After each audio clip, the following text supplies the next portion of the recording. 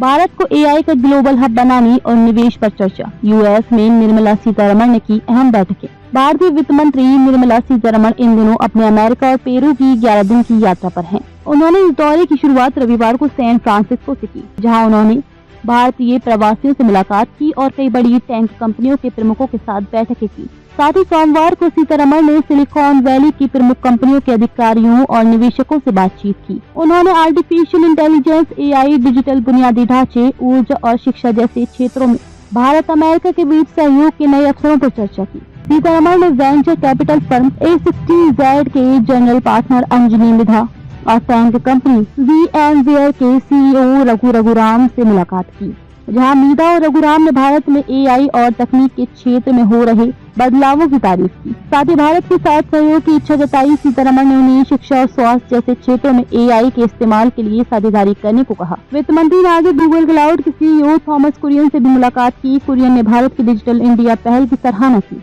और भारत को वैश्विक एआई हब के रूप में उभरते देखने की इच्छा जताई। उन्होंने बताया कि गूगल क्लाउड 2030 तक पूरी तरह से कार्बन फ्री ऊर्जा पर काम करेगा। साथ ही भारत में निवेश की योजना पर भी चर्चा की। इसके अलावा AI tech company Tata robot के CEO देवांजन साहा से मुलाकात में सीतारमण ने भारत सरकार की ओर से एआई और डिजिटल इंफ्रास्ट्रक्चर को बढ़ावा देने के लिए किए गए प्रयासों की जानकारी दी।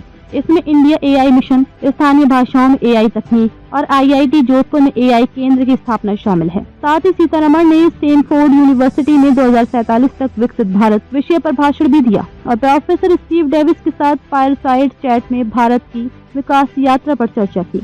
बता दें कि भारतीय वित्त मंत्री आज से 25 अप्रैल तक वाशिंगटन DC में रहेंगी, जहां वे IMF और विश्व बैंक की स्प्रिंग मीटिंग्स, G20 वित्त मंत्रियों की बैठक और अन्य वैश्विक आर्थिक चर्चाओं में हिस्सा लेंगी।